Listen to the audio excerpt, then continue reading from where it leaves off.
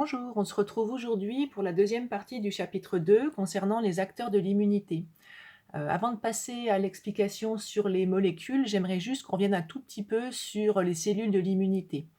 Alors si vous avez bien compris, le système immunitaire, face à l'agression par un élément étranger, va développer euh, deux lignes de défense cellulaire qui vont se faire toujours dans le même ordre. La première immunité sera l'immunité non spécifique, naturelle ou innée. C'est une immunité qui va être immédiate, qui va être localisée au point d'entrée de l'antigène et qui va faire participer deux types de globules blancs, deux types de leucocytes, des monocytes qui s'activeront en macrophages ainsi que des granulocytes. Ces deux types de cellules sont capables de réaliser ce qu'on appelle la phagocytose, c'est-à-dire se lier à l'antigène, le faire rentrer dans son cytoplasme et le digérer. C'est pour cela qu'on appelle aussi monocytes et granulocytes des phagocytes. Si cette immunité suffit à éliminer l'antigène de l'organisme, la réaction immunitaire s'arrêtera là, d'accord ? Et on n'ira pas plus loin. Si en revanche l'antigène résiste à la phagocytose, le système immunitaire mettra en œuvre une deuxième ligne de défense cellulaire qu'on appelle l'immunité spécifique ou acquise et qui fera participer les lymphocytes T4, T8 et les lymphocytes B. Ce sont les lymphocytes B qui, quand ils seront activés, se transformeront en usines à fabriquer des anticorps, ce dont on va parler aujourd'hui, grâce à leur REG très développé. Voilà, alors, pour vous résumer tout ça encore d'une autre façon, je vous ai trouvé une petite vidéo qui est formidable. Voilà, je vous laisse écouter.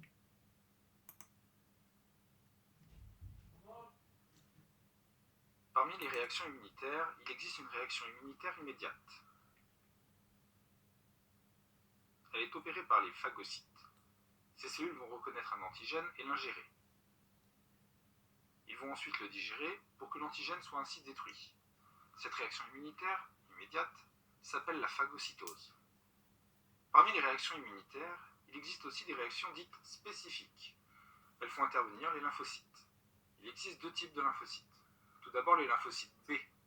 Ils vont reconnaître spécifiquement un antigène, ce qui va entraîner leur multiplication et la production d'un grand nombre d'anticorps spécifiques de cet antigène reconnu. Les anticorps vont se lier aux antigènes, créant ainsi un complexe antigène-anticorps.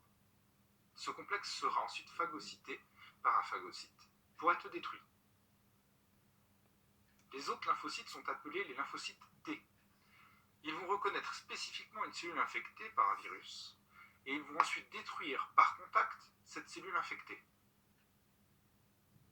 Lors du premier contact avec un antigène lors d'une réaction immunitaire spécifique, la reconnaissance de l'antigène va induire la multiplication des lymphocytes B et T afin de créer un stock de lymphocytes mémoire disponible à tout moment pour nous défendre lors d'une éventuelle future attaque par le même antigène.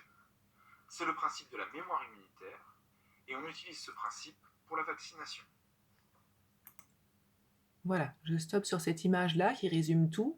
Donc, réaction immunitaire non spécifique ici, ce sera l'étude du chapitre 3. Et ici, réaction immunitaire spécifique, on l'étudiera plus précisément dans le chapitre 4. Alors, on profite de ce schéma bilan pour situer l'endroit où vont être produits les anticorps. Donc, les anticorps proviennent bien des lymphocytes B activés en plasmocytes. Ils vont être produits sur mesure, en fait. On voit que là, l'antigène va être étudié pour que la partie extrême ici de l'anticorps puisse se lier de façon spécifique à l'antigène. Quand un anticorps se fixera sur son antigène, on appellera l'ensemble le complexe antigène-anticorps. On pourra aussi donner le nom de complexe IMIN. Ce complexe IMIN va permettre de neutraliser l'antigène, pas de le tuer, de le neutraliser. Par exemple, une bactérie ne pourra plus se multiplier ni produire de toxines. Mais ce n'est pas pour ça qu'elle va être détruite. En fait, la destruction de l'antigène, il va se produire juste après, grâce à l'aide des phagocytes qui vont de nouveau aider à la réaction immunitaire. En fait, le complexe IMIN terminera dans le cytoplasme d'un phagocyte pour être détruit. Donc si on veut comprendre comment se termine cette réaction spécifique ici, lymphocyte B, production d'anticorps, formation de complexes humains et destruction du complexe humain avec évidemment l'antigène grâce aux phagocytes. Les phagocytes interviennent en fait dans la réaction immunitaire naturelle, non spécifique, mais on les retrouve aussi dans la dernière étape de la réaction immunitaire spécifique qui fait participer les lymphocytes B. Voilà. Regardons maintenant la structure plus particulière d'un anticorps.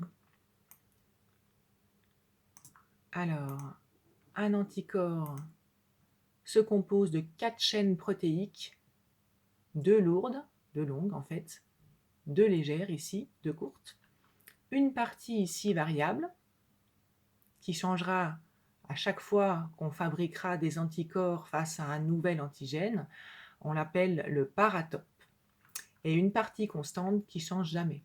Cette partie constante possède 2 sites, un site pour se lier au phagocyte et un site pour se lier à ce qu'on appelle le complément. C'est un ensemble de protéines présentes dans le plasma qui vont elles aussi permettre la destruction du complexe humain. On y reviendra un petit peu plus tard. Alors si on regarde la deuxième image que vous avez, très très schématique, donc un antigène avec ces sites ici qu'on appelle les épitopes.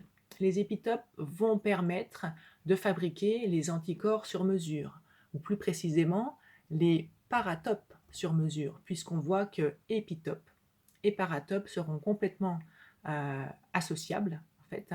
Pour qu'un anticorps puisse venir se fixer sur un antigène, il faut que le paratope reconnaisse un épitope. Et là, il n'y a jamais d'erreur. Et quand ce complexe humain, donc complexe antigène-anticorps, sera formé, il ne suffira plus qu'un phagocyte passe par là pour dégrader tout ça. Donc on voit bien que le phagocyte, il possède des sites pour reconnaître les anticorps. Et évidemment, quand ils vont se fixer sur eux, les antigènes vont être ici piégés et vont ensuite être dégradés dans le cytoplasme du macrophage ou du granulocyte. Voilà, je vous laisserai lire la page de cours et si vous avez des questions, n'hésitez pas.